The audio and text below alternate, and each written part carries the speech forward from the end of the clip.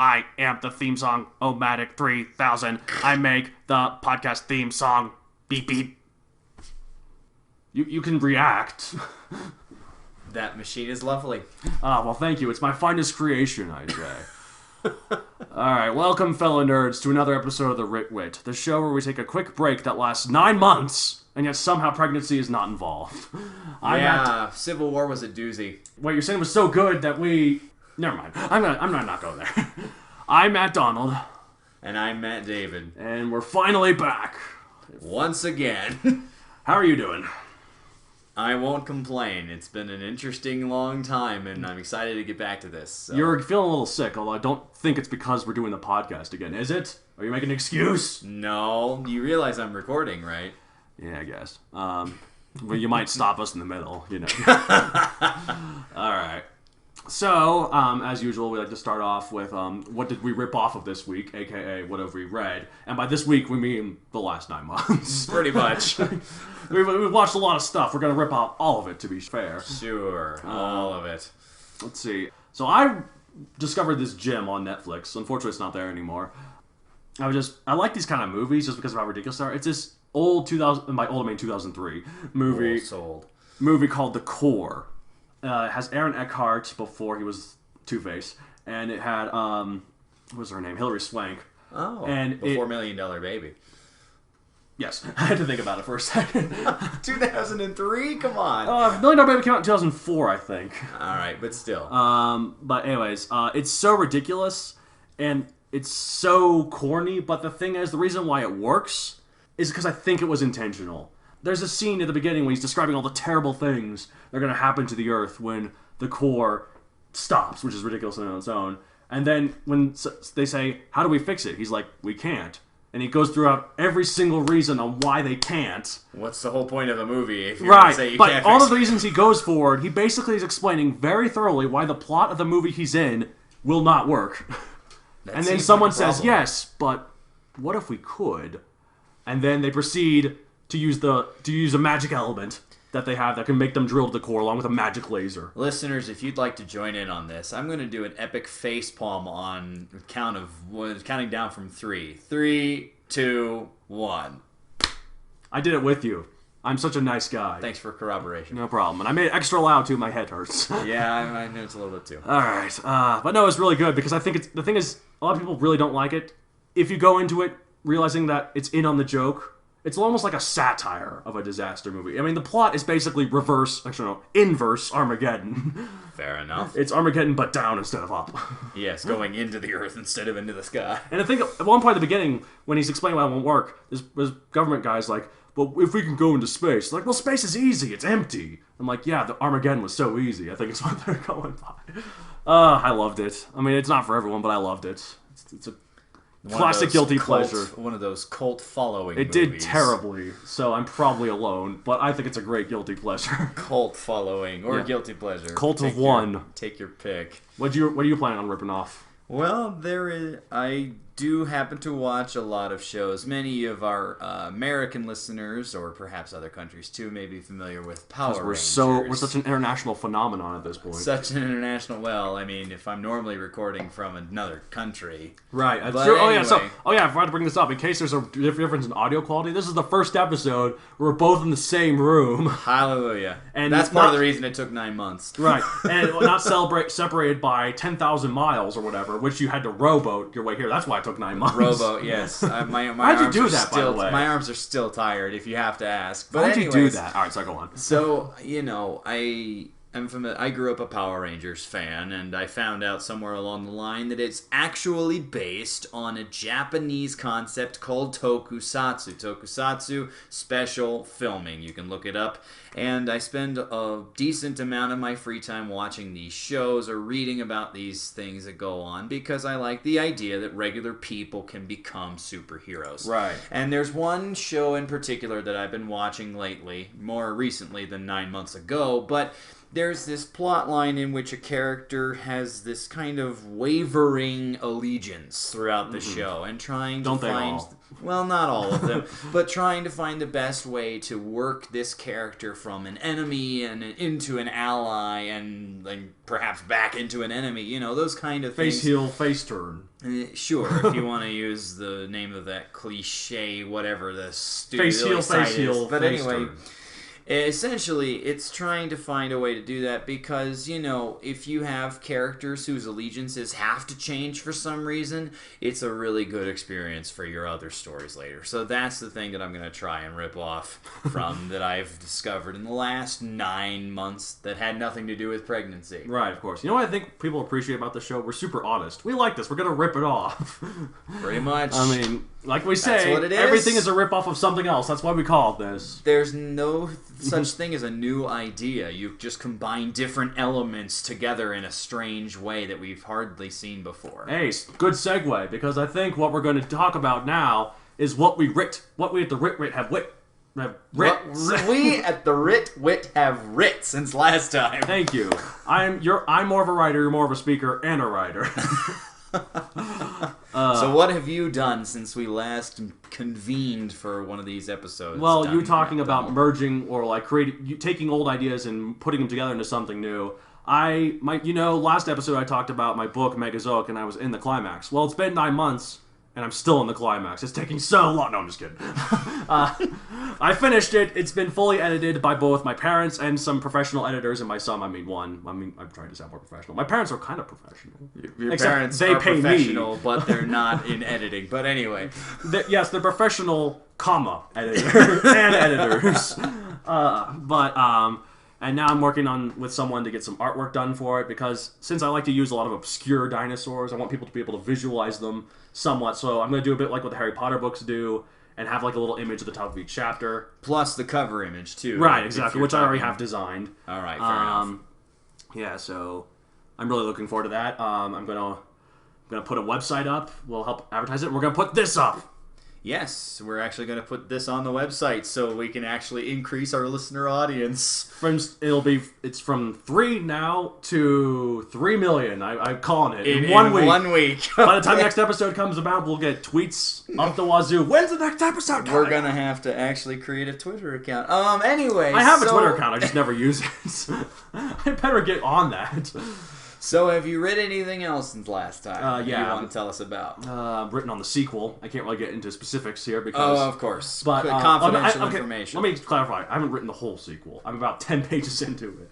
Well, I mean, that climax took you forever to write. Right. Even if it didn't take 9 months. It took 8 months, you're right. It took 8 No, it took, I think I finished it that month.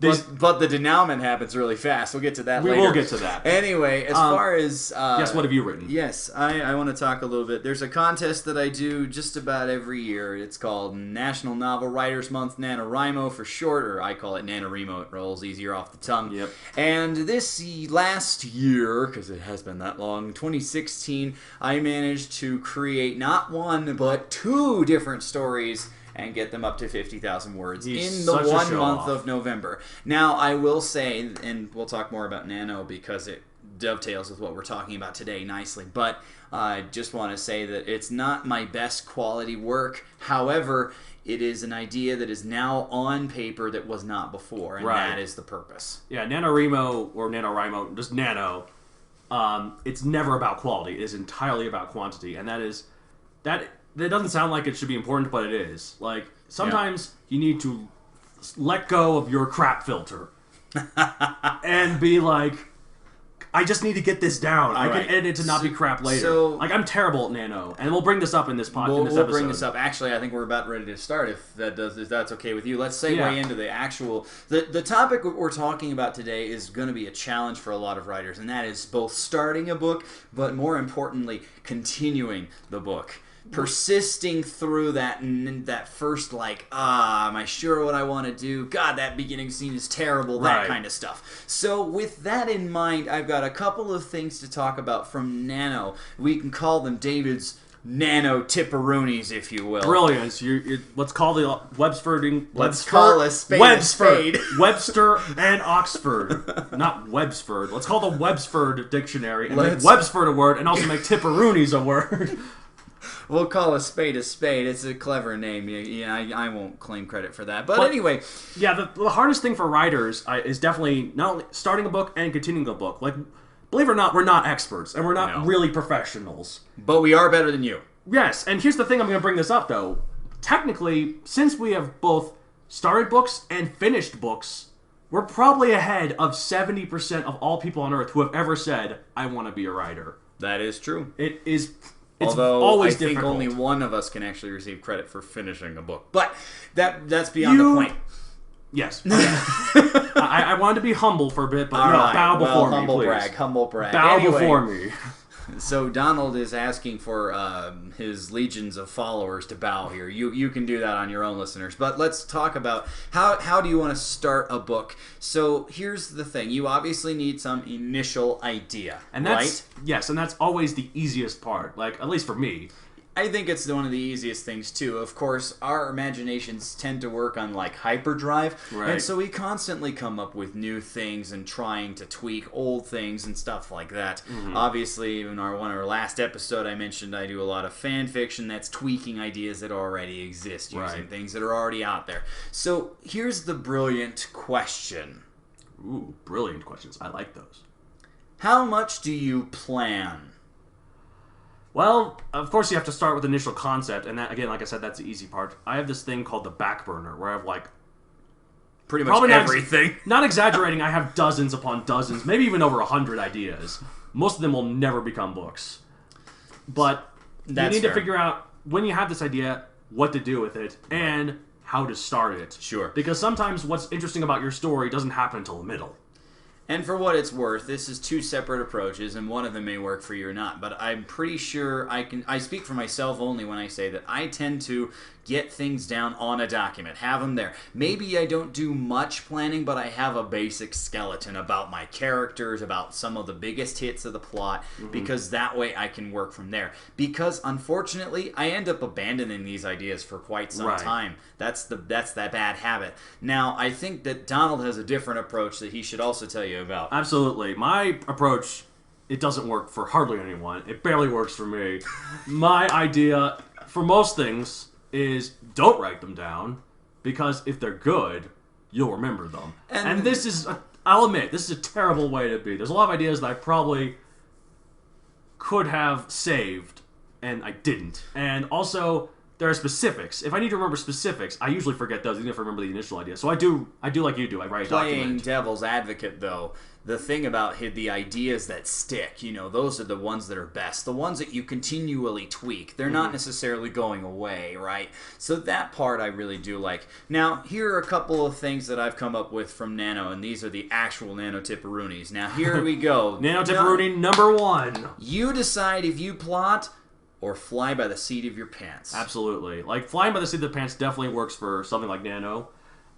In my experience, it can work, and it's really good about getting the book down. However, it does run the risk of making your plot a mess. Absolutely. Like, my book, Megazoic, is like the 400th version or so. Something like that. And one of my versions I had it about 10 years ago. I'm so old! But it was a fantasy version. It was in this fantasy world. And I did it to help myself be more creative. Like, it allowed a lot more creativity than it is right now. And I do like it right now. I think it's better right now. I think it makes it more focused. But back then, when I was like it was in high school. I mean, homeschool, but high school. And it allowed so much creativity, and I could just allow it to pour through. So often what I did is I had a plan for the beginning, I had a plan for the end, and then I wrote whatever the hell I wanted in the middle. And the problem with that, there was a lot of filler. Sure. Some of that filler did lead to me building off of some of those ideas to become very plot important later. But like this new version of my story is much, much more focused. Like, tightly plotted. Yeah, every scene has a purpose in the overall plot. So at least I it's think. kind of, to compare it to TV shows, you see a lot of like different writers in the chair, and so sometimes they'll throw out this great idea, but then they just kind of abandon it. That's kind of the filler thing that you're talking about. Mm-hmm. Now, here's number Lost. 2, well, sure, that's a great example. It's kind of like the prototype. But here's People number fear 2, that- Tipperuni. It says, come up with a concept that allows a lot of flexibility. Like my fantasy version. Like his fantasy version where he took it and did his own thing. Now, keep in mind that these were my two nano stories. One of them was as an athlete in high school who was writing a diary. Literally, when do you end a diary? So, like, Never. there was no... Whenever you get bored. I mean, there was an arbitrary end and beginning point. Anything else was fair game, and that allowed me a lot of chance to explore the world around him and talk about his friends and stuff like that. And I did take advantage of that. But the problem with diaries, though, is especially like diaries in the real world, as in writing about diaries, is that here's what happens. Dear diary, someone got me this gift for you. I love writing in this diary. I'll see you tomorrow. And the rest of the book is just blank. It's true, though. It really is. But those are a couple of tipperoonies from Nano and my experiences for the initial idea phase. So once you get that idea at least somewhat figured out, whether you're flying by the seat of your pants or whether you have like a tightly plotted opening sequence, we have to move from just conceiving to actually creating, and that is getting the words out. And I think that that's probably the hard part for a lot of us. Definitely what I have to do is I have to write something that excites me. Not just the whole book, but like a specific scene. If I don't know where to go, a specific scene, I need to think about how can I make this fun for me to write? Because here's the thing about writing, even for us writers, it's not always fun. Write what excites you. That's what I meant to say. Sure. Yeah. So if you get caught in some sort of writer's block, and not necessarily at the middle, which we will get to, but at the end, or no, not the end, the beginning. You just have to figure out, what can I do to make this story fun to write for me right away? Like, how do I make this exciting for me right away? Like, I like to open up with an action sequence. Especially, that works better if it's a sequel, though. Like, if you already know the characters. Sure. And you can already throw them in the thick of the action. Right. I mean, getting the words out, obviously you have to start...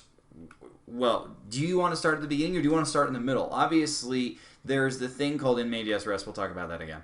But do you start in the middle of some action sequence, like Donald said, or do you start like typical hero's journey? You have to set up the world and you have to establish the character and tell he's us from about lowly a conflict. beginnings. And he's probably a dishwasher in some horrible restaurant, and he finally He's ascends to becoming. You know, I mean, but you know, a moisture farmer. a moisture farmer. That's what Luke was. Oh, okay. That's That does right. sound... You know, if you think about Star Wars for even a little bit, without your bias of, oh, it's Star Wars, it's kind of ridiculous. Well, okay, that's another podcast. They have plenty of podcasts about Star Wars. But anyways, so where do I start with all my plans? I don't even know.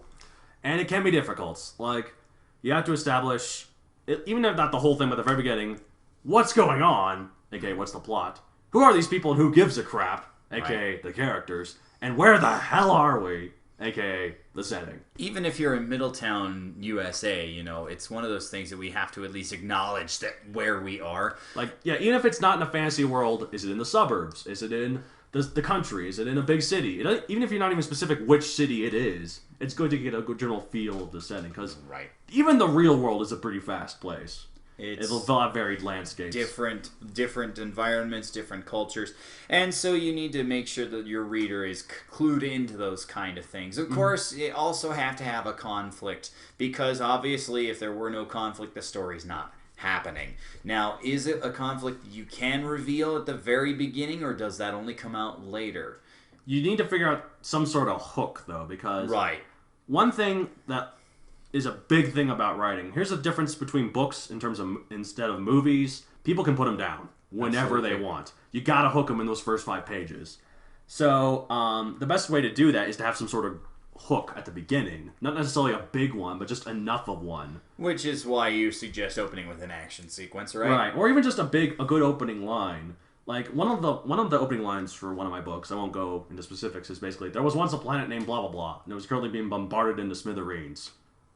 That was the opening line. And that would get people's attention pretty fast. What is this planet?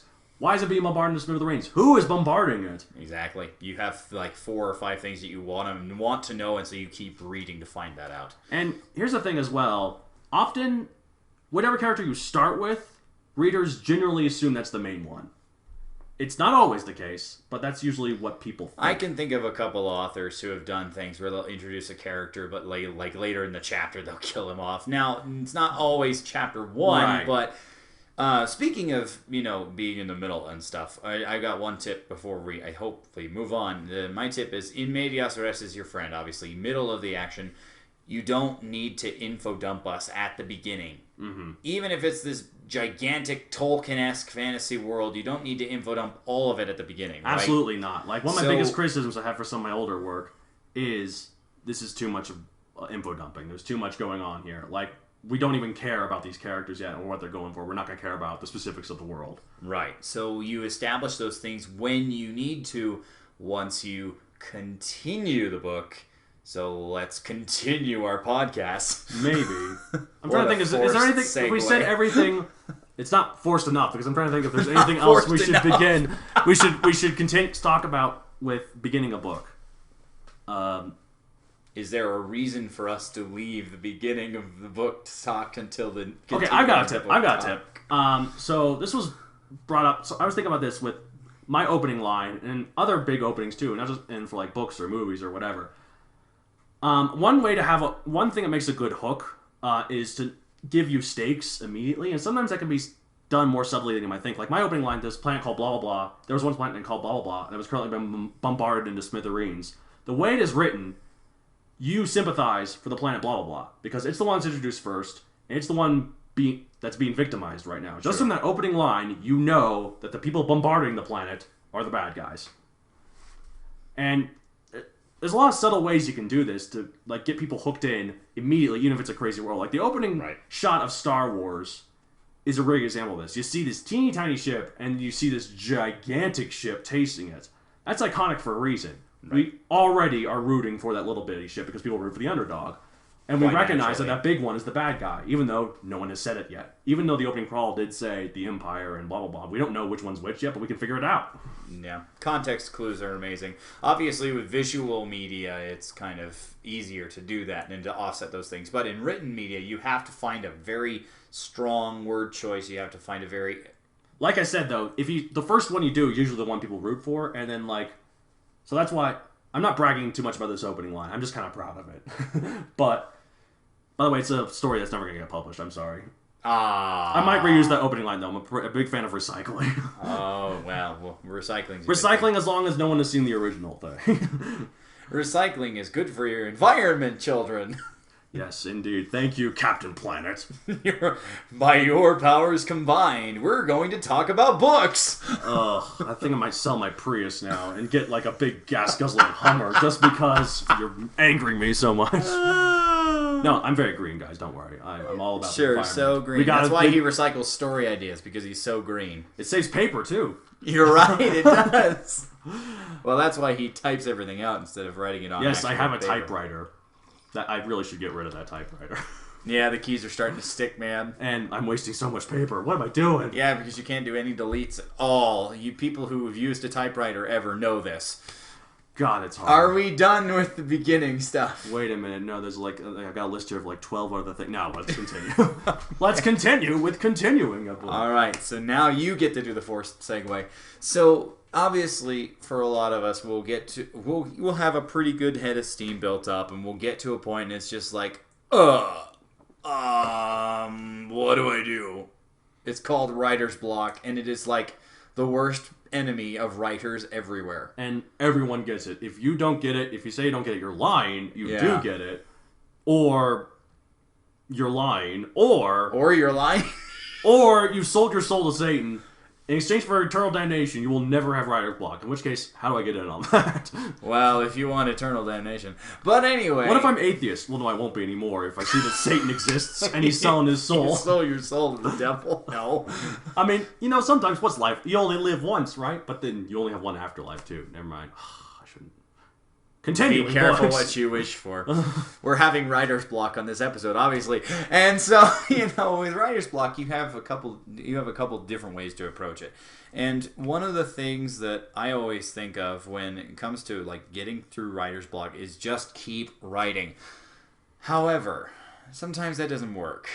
Even it's a chore to do that. Like, to force yourself to write. Sometimes you need that. And here's the thing about all these tips. This is what works for us. Every writer is different. Every writer works differently. Sometimes, I personally don't like writing on the seat of my pants. I like planning everything up. I know a lot of writers who work a lot better writing by the seat of their pants. So, and define how much you have plotted out, because your plans, based on what I've seen, and I'm not giving specifics either, based on what I've seen, they're more kind of a loose framework that you can work to, but it's not like that's pretty much truth. exactly it. Like, I've got a loose framework. That's a good way to word it. And then sometimes I have certain ideas that I want, but I'm not sure how to make them all work out, and I can actually incorporate them. Right. And we'll make them all fit together. I believe we will talk a little bit more about that, but for right now, let's each give a big tip, like the number one tip to somebody who's tipperoonies. Writer's block.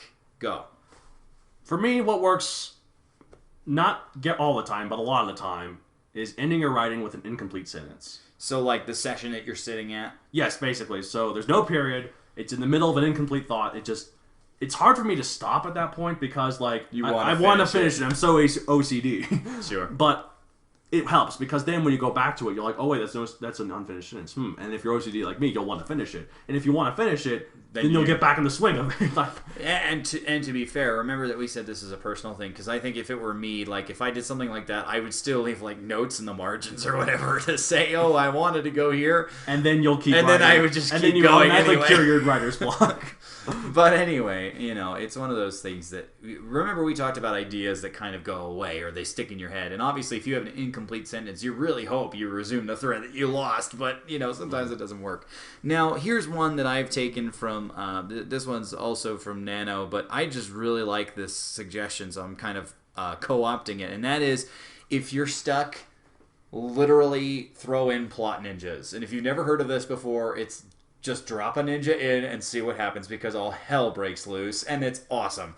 Now, the only time this doesn't work if your whole story is about ninjas. That's true. I mean, I guess it could still work. It's like, well, who sent these ninjas? Who said it was just those ninjas? It's 3 different factions. But anyway, if you drop ninjas in and let something happen, it'll give you something. Now, I want to point this out right away, and I'll get to editing stuff later.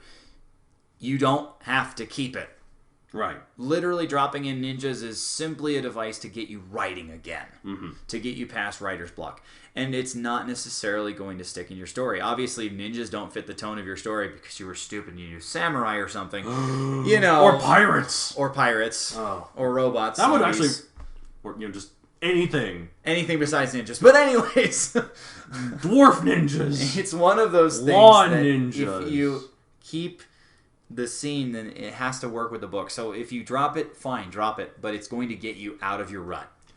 And also, one thing to point out in case it's not obvious, it doesn't have to be literally ninjas. No. I actually have an example of this in Megazoic, and this ended up really turning the tide of the story for me. In chapter 3, I think I can say this because the book is done. Dude, and you can't it's going to be out edit it there anymore. Yeah. It's going to be it's going to be out there fairly soon. I'm aiming for March. So by the time this episode probably is finished, and the next one is in the planning stages at the very earliest. Recorded, yeah. But so in the third book, the city's being attacked. In the third chapter. That's a really big book for one book. You've got I've 3 had books 9 months, within it. I've had 9 months to write all this. But anyways, in the third chapter, this city is being attacked, and this one character is fighting. This other character is helping her, and I was thinking about it, I was like, is it really just these 2 characters who are here? And then I came up with the idea of introducing these side characters. In the book, they're the Psy Squad. And I was like, what if we brought up this squad that are really incompetent, and they make this battle a heck of a lot harder. I never thought of it before until writing that chapter, but I was like, oh, this is some new characters, because I didn't really have a lot of new main characters stretch out. But because I put those in, it really set where the story was going to go. It transformed the entire because I had the story. basic plot there, but suddenly I had characters to help other characters. I had a big arc for some other characters that weren't the main characters. And this is ninjas putting in plot in anything is the epitome of flying by the seat of your pants. Is it not? Yes, it is. It is definitely. And so, and like I said, it doesn't usually work with your loose framework too. Right. It allowed you. Your framework allowed you enough room to put that in the latitude to keep them and adapt what you did. Right. Because my plan for the whole book remained pretty much the same. There was a few changes, of course, but adding the Psy Squad in really helped. Some more tipperoonies from Nano that I've considered with writer's block, and this is more for just writing in general, but definitely keep these in mind from their own advice. And this one says, turn off internet and your other distractions. I can build off on this. Write somewhere, in terms of my case, that isn't my hardcore gaming rig, where I get distracted and I play video games. Because if you want to write, you've got to get yourself in the mood to write, and you don't want to have other things popping in like email and Facebook messages and stuff that you left unanswered. Just set aside a time. If it means enough to you, you'll do it. Right, and like for me, like if I write on this computer, the one we're recording on right now, and I write for a little bit, I'll be like, oh, this is, I'm bored of it already. I'm gonna go play Overwatch. But and thus he loses all of the time. Right, exactly. If I go to a place with my crappy little laptop that's like 12 inches and has no graphics card or anything like it at all, and cannot, I don't even know if it can play Roller Coaster Tycoon. Surely it can play Roller Coaster Tycoon. That is an old Let's game. not try it. But anyway. But I'm not putting it on there because like I go to Starbucks or some other place and then I get to sit down and I write. And it forces me to write. Like, if I'm like, oh, I'm bored, I'm like, well, I'm already here. Let's keep going. And, hey, coffee shops are prevalent enough that it doesn't even have to be Starbucks if you don't happen to have one of those. It doesn't even have to be a coffee shop. It just be anywhere. It could be downstairs. A hardware store? Yeah, sure, why not? They have a break room. Just sneak in there. I don't know about that. But anyways, another tip. Turn off your crap filter. Essentially, you're not going to have a perfect draft the first time. We know this. Mm-hmm. Editing does exist for a reason. Don't worry about editing it while you're writing. A good tip is to always treat your first draft as something that only you will read. It's difficult, especially for me. Especially for somebody who doesn't make many drafts. Right. Well, I don't rewrite entire scenes. What I do is you rewrite entire books instead. You guys can't see it. You guys can't see it, but I've got a certain finger up. Actually, no, I don't. But I'm not that mean, or do I? I mean, that's the nice thing about audio. Yeah, leave it up to your imagination. I could be mooning him for all I care. Well, if that full moon doesn't get any less bright, but anyway. Oh my God! All right, but moving on. He does rewrite whole books instead of just little scenes. But what I'm saying is that with my book that I'm planning, that I think is going to be the final one. You say that now. I edit these little. I reword certain things and other stuff, and that ends up going into it organically becomes a new draft. I know I could never, except I just said that, I could never rewrite. Whenever I rewrite a new book, it's because I have a brand new idea for it, a brand new concept. It's a better It's not idea. the same plot. It's not the same. I mean, it is sometimes the same characters, but it's not the same feel. It's not the same tone. It exists to show that you've gotten better. Right. Exactly. So. Right. Well, here's another tip from Nano. Write every day and mean it. Now, what I mean by that is not, oh, I have to write one word, so I'll type blah and call it good. Do something. Whether it's plot ninjas to get yourself off a writer's block, or whether it's doing something else to actually contribute to the story. Maybe it's write a separate scene or something.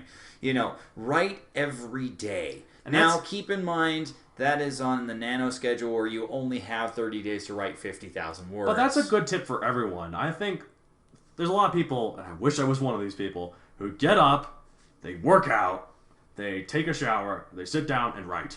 And that's their schedule at the beginning of the day. I don't know how many writers actually work out in the morning, but the point remains that scheduling time out of your day. Get one of those finger treadmills, and you just run it. Scheduling time out of your day.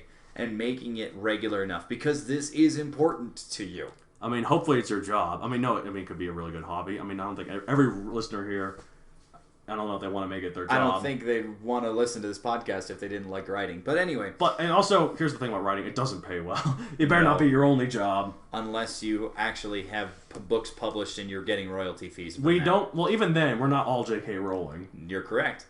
Is it Rowling? J.K. Rowling. Okay, good. That W is confusing. Well, it's British. But it's anyway, like bowling. It's like not British. bowling. But anyway, the last one here, and this is not really much of a tip, but it's deadlines, And deadlines exist in your work life, in your school life, so why not give yourself a bit of a deadline for your writing life? I'm going to have chapter 3 done by such and such date. I'm going to have this many words by whatever a date. I'm going to write how many words this week. And use that to hold yourself to it. And find a way to make that deadline appealing to you. Like, if you're like me and you like a bunch of junk food, say, okay, I'm going to get this particular junk food only if I finish the chapter by this point in time. I need to do that. I actually don't do that. I'm going to start doing that. If you watch a ton of tokusatsu, which I mentioned earlier, I limited myself to only a couple episodes of tokusatsu during the days of November unless I had reached a certain word count for the day. Right. And if I broke it, fantastic. It's a bit of a reward. But if I didn't focus, then I wasn't going to overdo it on something that would waste more time. Right. And I kept myself to that deadline. In several years past I've done Nano, I managed to get 50,000 words usually halfway through the month. Partly because I'm so naturally verbose. Partly because I'm so naturally verbose, but also because I stay focused on writing when it's writing time. Right. And that's the thing that really helps me. Now, again... That's why your Facebook posts are like 50,000 words themselves. Not my quality work, but, that's what editing's for. However, when you continue a book and you don't have writer's block, you also need to think about where you're going, the destination. And like I said before, sometimes it helps for me, like this I did before, is plan the beginning, plan the end, do whatever you want in the middle. But even then, when you're in the middle, you gotta figure out, how do I get to this point? Even if I'm writing on the same page, how do I get to the end I have planned? Particularly the climax, being the most important scene in your book, should probably have a decent amount of lead-in, have a decent amount of... Build up and planning for it, right? Right. So how do you get there? I'll leave it to the more experienced author to talk about that. How I get there, I mean, my climaxes are generally pretty ridiculous. Like, they're huge, they're huge. That's all I got. They're pretty ridiculous and they're huge. And a lot of people usually die. I have yet to write a story where a lot of people don't usually die. But, shoot for that one next time. I'll write a romance novel and only one person will die. And it'll be the mother, and the couple will be totally fine. Plot twist. Anyways, spoilers. Oh God, you're right. Oh man, I guess I can't write it now. Spoilers for your new. I guess I can't write book. it. I can't write it now. I have to stick to action novels. No, but anyways, so I like to build up to, okay, why is this so crazy? Like, what has happened? What advantage have the bad guys or the good guys, usually the bad guys, have had that made them get this crazy and kill this many people? Why are the stakes this high? Why are the stakes this high? Yeah, like what happened? Sure. And that's a way for me to get into the climax. Now, the way to stop it, usually, look, I'll be honest. Often, if the bad guys are really unstoppable and they have a lot of crazy stuff going on, you're gonna have to cheat your way to victory. There's gonna be something where you press a button, even though the button itself is hard to get to, and then it's over. Because all bases are rigged to explode the same way. Right. All secret bases are rigged to explode the same way. You push one button, it all blows up. Every villain has their self-destruct button. Every Death Star has their hole that you fire. Every Death Star has that one exhaust tube that they didn't. Every Chitauri invasion has the ship that you blow up and they all fall down. Oh yeah, well sure. Anyway, but the point is, you gotta figure out how to build up to that, but at the same time, do it organically. Right. Don't make it seem forced, and make it earned. Like, the final part should be your character overcoming amazing odds, but at the same time doing it in a way that feels like they could. And a shout out to one of our friends in more real life than this podcast, but you have to make it doable. Right. I remember this gentleman had a ship design that he was trying to beat, and we're just trying to rack our brain trying to find a way to actually make this believable, beatable. Mm-hmm. And so it took us a while.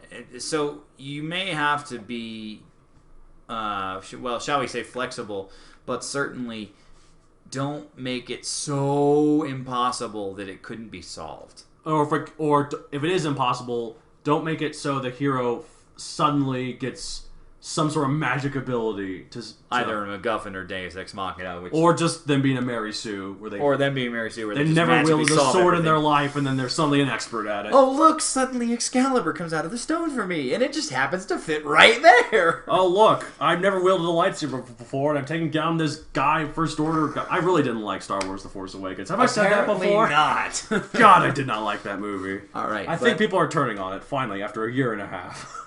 Well, and some people. all right, The anyways, hate them is getting more vocal. You realize that the climax, of course, is the biggest piece, but there's more than just the climax for a destination. Mm-hmm. Right, Donald? Yes, because once it's all over, there's still a little bit of writing to do. I mean, I guess it depends on the story. Right. But this is what the French call the denouement. Well, I don't think it's denouement, it's just denouement. Denouement. Dim French. Yeah, Rendezvous and on routes. Rendezvous and in routes. Anyways. Or in English, the denouement. Right. So, I think it might be... No, you're right. Okay. The denouement. This is the part where... Also called the falling action. Right. The story is over, the conflict is over, and now we're just wrapping up loose ends. Or pursuing more for sequel hooks. Right. But in terms of sequel hooks, don't make it too obvious. Or if you do, don't make it seem forced. Like the villain suddenly pops out of the rubble and is like, I will get my revenge! To be continued in The Villain's Revenge. Revenge of the Villain. Revenge of the Villain, part 17,802. I thought that villain died. Yeah, that's why he wants revenge. Exactly. Well, he and all the others. Anyways, but in terms of me, and it varies from person to person, for me, the denouement, or however the hell you pronounce it, is by far the easiest part for me to write. This writes itself. Right, like, by that point as well, figure out where you're going because you've pretty much already gone there. Sure. You know who the characters are, you just say about what's happened, but also for me, I'm excited to finish the book. I'm excited to get that feeling of accomplishment of, I finished this. But there are some people who are kind of like, I don't want to let go of this because now after that it's over. Right. And so that does exist too. Well, maybe the thing is I always plan series and I never usually finish them. So I've only written the last book of a series a few times. Fair enough. That one, but no, even then I finished that pretty quickly. Well, I'm trying to think of the was it the one that you wanted to take into 3 that you aborted at 2? And guess what? I finished that one pretty quickly too. But it wasn't the final book at the time, is what I'm saying. But no. Anyway. But I didn't plan for that until I really want to continue this. Oh wait, no, that was a bad idea. You're welcome. But anyways. Yeah, thank you very much. So, it isn't terribly difficult so long as you have some idea. I mean, Donald said knowing where they want them to go. And so here's my tip for the destination, the denouement, or the end action. Have an outline of the conclusion before you write the climax. So you can see what the climax is going to come out to be, but you don't have to execute it exactly. Right. It's kind of that loose framework thing again. Obviously, if you railroad yourself into something, it might not work out the way you thought it would if you have some free reign in the middle of the climax, right? So as long as you know where the characters end up, where you want them to go, that outline of the conclusion, then you can do whatever you want within the climax, and maybe it changes the conclusion, and that's totally okay. Right. But you want to have some concept before you get to the end, and you're just like, oh, what the heck do I do? Right, exactly. One of my more notable fanfics, not because you'll ever actually see it, for listeners, but maybe they will. Don't ever sell yourself short. Yeah, well, I have one of my fanfictions based on Power Rangers. It's the original characters, the original powers, and there was this character who was going to become a ranger, and obviously this isn't really the conclusion part, but I just spending more time thinking about it, I knew exactly what I wanted him to do, but then I didn't. And I changed my mind. Mm-hmm. And now I have a much better idea for not only what to do with the character, but also what to change the story to how to make that work. And so, that's kind of the idea I have in mind here. Now, again, that works at any point of the story, but particularly for a conclusion. Right, exactly. And like what I was saying about like something like a Deus Ex Machina or something where something comes out of nowhere to save the day. That's never a good thing, but people forgive it the least in the climax because that's the most important part. So you want to make sure you know how the climax is going to end even especially before you get to the climax. Like, how is it all going to be resolved, like you were saying, before you write the climax? That way you can write a natural conclusion to the climax, because it's the most important part. So if you write something that, like, seems to come out of nowhere to save the day, people are usually...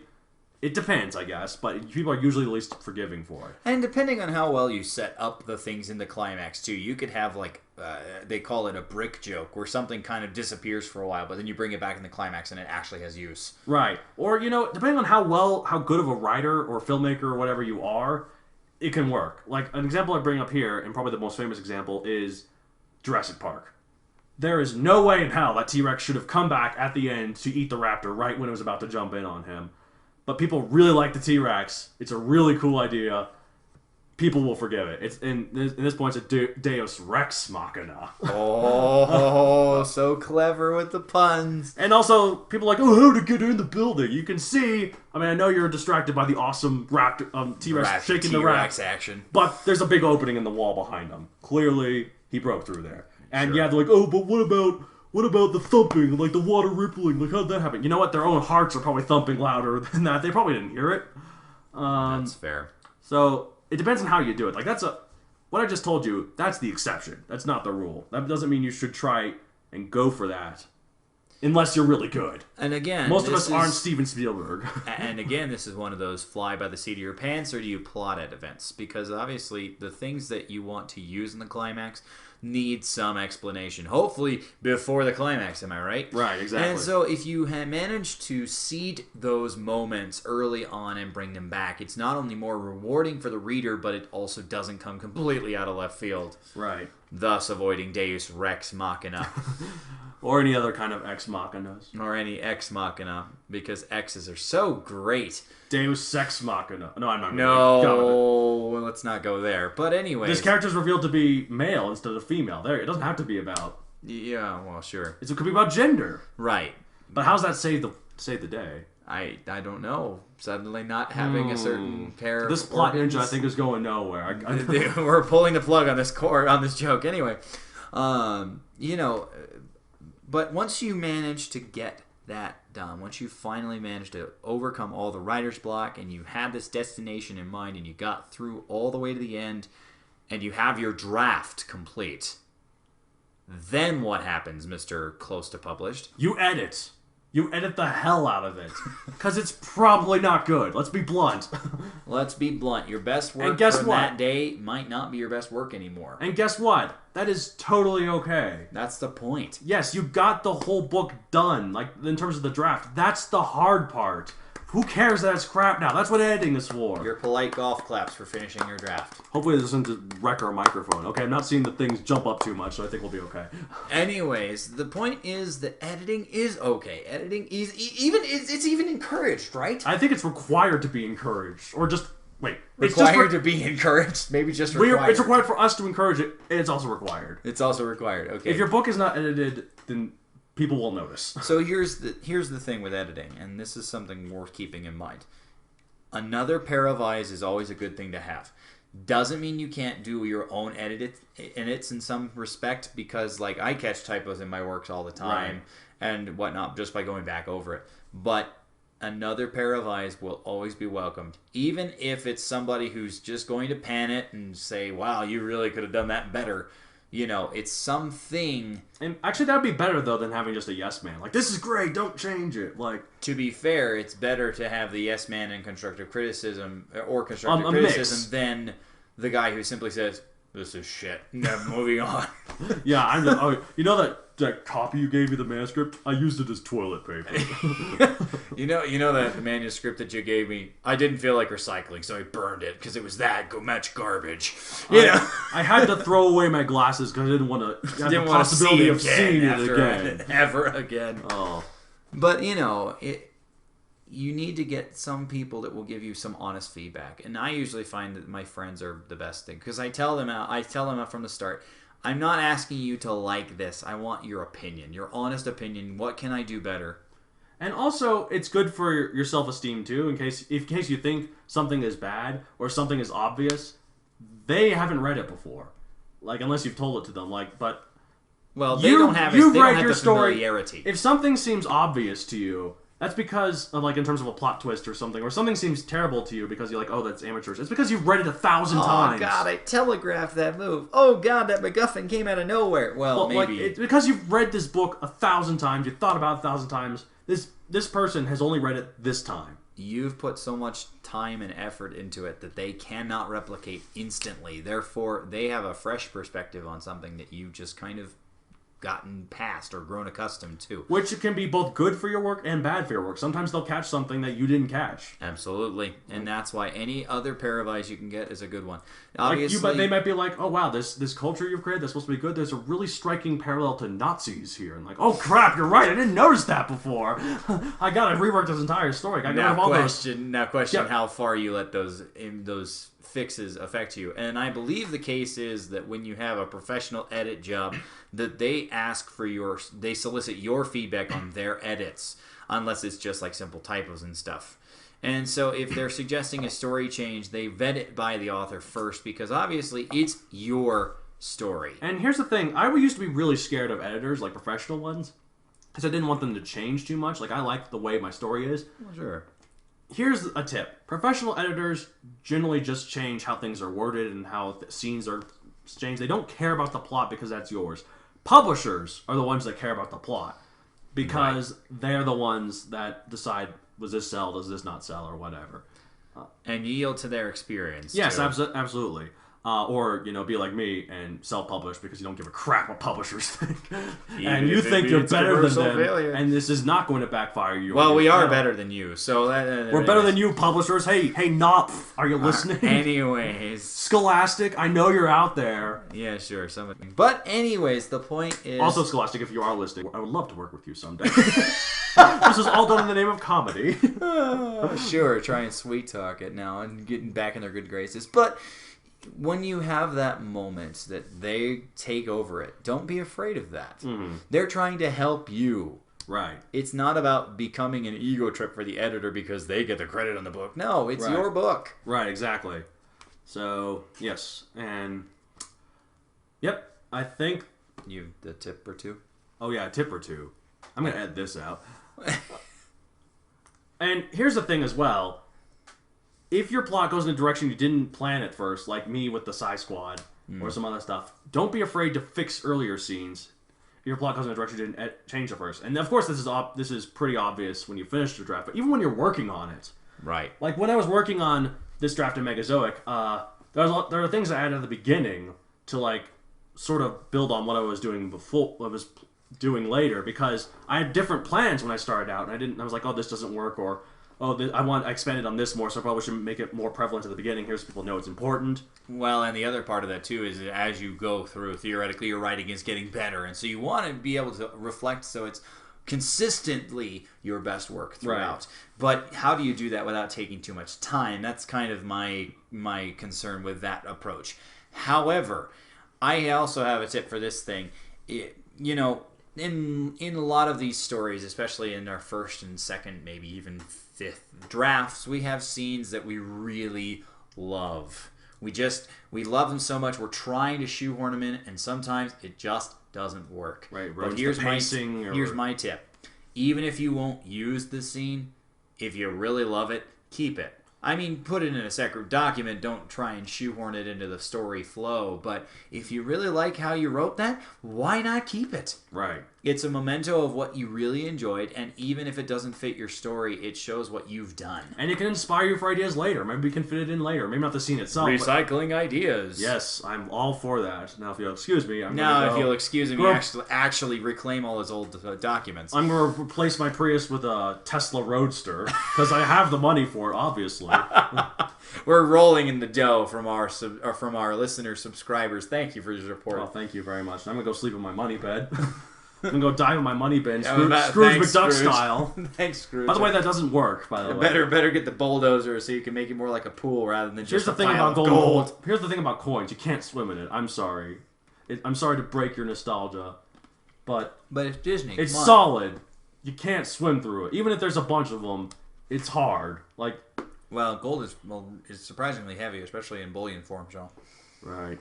Did you know that Scrooge McDuck's money bin is actually just his physical change? Like that's not even all he has. It's like a third of what he has. That wouldn't be surprising. You got a bank account full, and then in the Duckburg, is it Duckburg for Scrooge McDuck? I can't remember. It's just the show that DuckTales. The the city show that is- DuckTales says it. Right, but I think it's Duckburg. Because trying to remember the I name. don't remember, but I do know Anyway. that some adamant DuckTales fans Will be have correcting figured us. out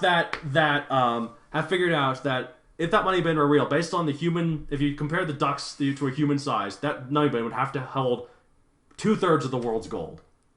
Well done, Scrooge McDuck. Fantastic. You're We're polite right golf behind claps. you. We're getting very close with our podcasting. Thank you followers. to listener subscribers. Anyway, I think that'll wrap it up. I gotta go. any other final thoughts before we close it out today? I need to watch DuckTales. Don't get the song set. No, that's not I hear there's possible. a reboot coming out next That's year. not possible. You'll get the theme song. I'm set not going in to bring your it head. up because Yeah, please don't. there's a reboot coming out next year. Really? On Disney XD. For DuckTales? Woohoo! Oh, I did it! Oh no! Oh dear God! Here we go. Well, Well, we better final end it. thoughts. Final thoughts for with this whole thing. Obviously, these are our tips. Sometimes they'll work for you, sometimes they won't. But hey, we'd love to hear from you if you have things that really work for you, and maybe we can share it on a future podcast. We'd love to do that. That'd be And awesome. I think we should bring this up. Where can people find us? Like Well, maybe we should point them to your website that these are published at. that isn't finished yet, or maybe point them. But to by my the time that this is right by there- the time that this is done, your professional website creator will have it done. Maybe I should give Mr. him my- Rolling in Money. Maybe I should give him my email address. Wait, no, not enough. No, that's maybe I almost should give private. link it to my professional Facebook account. Oh wait, I haven't done that either. Oh, Next jeez. episode, you'll know Next for episode, sure you'll find out where where to we're- send all that feedback and stuff. But As of now, tell us in person. If you don't know us in person, sucks to be you. you can find us. Don't go CIA on us and track us down, please. That'd be horrible. Well, I'm sure But- it's possible. With I'm sure it's possible, but do we really want them doing that? Anyway, if you have something that really works for you, or if you just want to share with us some of your ideas, because you know what, we like to give constructive criticism. Or at least I do. I love constructive criticism. I love being an asshole. Okay, well he calls it being an asshole, just criticism in general. But I mean, before he had professional editors, he had me, and I'm not sure whether he's thanking me or cursing me for that. But regardless, I really enjoy doing that kind of stuff. I don't know if I've told you this, but I'm gonna dedicate the book to you. Like totally honestly, I think What? I'm gonna put to Matt David. I mean, not really, but like whatever name. The actual name, but we're For editing thousands of words of my garbage for free. That's what I'm gonna put on there. You're welcome, buddy. Oh, yes, and I'm sure I'll get so many royalties from that. See, I On don't that have part- a money bed to roll in. Well, you can share mine for the night. And on that note, I'm Matthew Donald, I'm Matt David. and we'll see you. Hopefully, not in 9 months, maybe 8 this time. That was the Writ Wit, where us two twits talked about writting. But remember, no matter what we say, no matter whether we claim we're not experts or not, we are better than you. So long, folks.